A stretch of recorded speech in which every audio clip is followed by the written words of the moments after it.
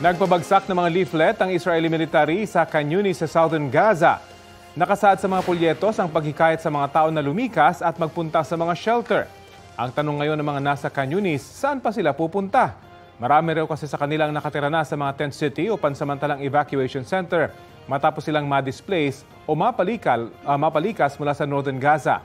Dati na nagpabagsak ng leaflets ang Israel sa Northern Gaza, kabilang na sa Gaza City, para palikasin ang mga tao. Bago nito, pinaigting ang opensiba roon.